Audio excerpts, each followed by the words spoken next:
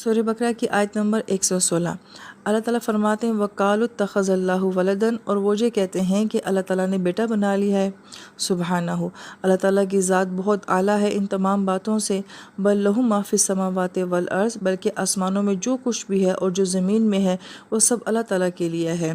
کُلُّ اللَّهُ قَانِتُونَ، اور ہر چیز جو ہے وہ اللہ تعالیٰ کی فرما بردار ہے۔ اس آیت مبارکہ کے ضمن میں ایک بیک گراؤنڈ کو جان لینا ضروری ہے کہ عیسائیوں کے اوپر رومن کا بہت اثر تھا۔ رومیوں نے جب عیسائیت کو قبول کر لیا تھا تو جو ان کے مذاہب کی باتیں تھیں وہ عیسائیت میں داخل ہو گئی تھیں، اور ان کے مذہب میں جب کہ وہ رومن تھے تو یہ ہوتا تھا کہ بادشاہ جو ہوتا تھا وہ اپنے بیٹے کو عوام کے سامنے بطور ایک خدا پیش کرتا تھا۔ اگر بیٹا قابل ہوتا، اس میں صلاحیتیں ہوتی، تو وہ یہ کہتا کہ اس میں یہ صلاحیتیں ہیں، لہٰذا اب سے یہ تمہارا خدا ہے۔ لیکن اگر کسی بادشاہ کا بیٹا نالائق ہوتا اور اس میں کوئی صلاحیتیں نہ ہوتی، پھر وہ اپنی آرمی میں دیکھتے، اپنے آس پاس کے لوگوں میں دیکھتے جو بہت قابل صلاحیتوں والا ذہین ہوتا تو بادشاہ اس کو اپنا بیٹا بنا لیا کرتے تھے، اور پھر عوام کے سامنے جو ہے اس کو اپنا بیٹا بنا کے بطور خدا جو ہے وہ پیش کیا کرتے تھے۔ تو گویا کہ یہی سوچ کہ یا تو اپنا بیٹا قابل ہو تو وہ خدا بنے گا، یا پھر یہ ہے کہ آپ کی آرمی میں آپ کے آس پاس کے لوگوں میں کوئی ایسا ہوگا تو اس کو اپنا بیٹا بنا کے خدا جو ہے وہ پیش کر دینا۔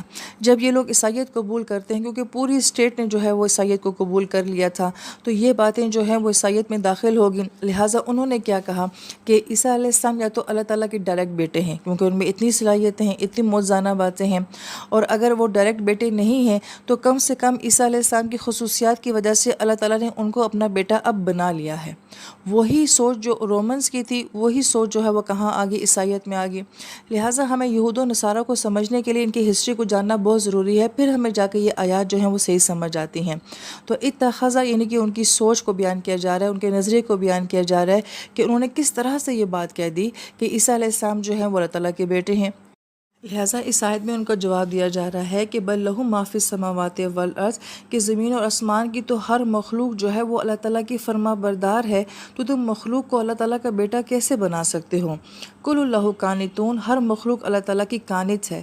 قانت جو ہے یہ کاناتا سے ہے، اور کاناتا عربی زبان میں کہا جاتا ہے کہ پہلے وقتوں میں پانی بھرنے کے لیے جو مشکیزیں استعمال ہوتے تھے یا لیدر کی بوتلیں استعمال ہوا کرتی تھیں، تو ان میں مسلسل پانی بھرنے کی وجہ سے جو اس بوتل کا یا مشکیزے کا اندرونی حصہ ہوتا تھا وہ بہت سافٹ ہو جاتا تھا، بہت نرم ہو جاتا تھا، تو اس نرمی کو کیا کہا جاتا ہے؟ کاناتا کہا جاتا ہے۔ تو دنیا کی ہر مخلوق جو اللہ تعالیٰ کی ذات کے لیے اتنی عاجزی کے ساتھ فرما بردار ہے، تو وہ اتنی مضبوط ہستی جو ہے وہ اتنی کمزور مخلوق کو کیسے اپنی اولاد بنا سکتی ہے؟ تو جو ہستی اتنی اعلیٰ شان والی ہے اس کے لیے اتنے کم درجے کی بات کرنا سبحانہ ہو، اس لیے یہ سبحانہ قرآن پاک میں ہر اس جگہ پہ آتا ہے جہاں اللہ تعالیٰ کی ذات کے بارے میں وہ بات کی جائے جس کو اللہ تعالیٰ کی ذات ڈیزرو نہیں کرتی ہے۔ تو سبحان کہ اللہ تعالیٰ ہر طرح کے عیب سے، ہر طرح کی کمی سے وہ پاک ہستی ہے۔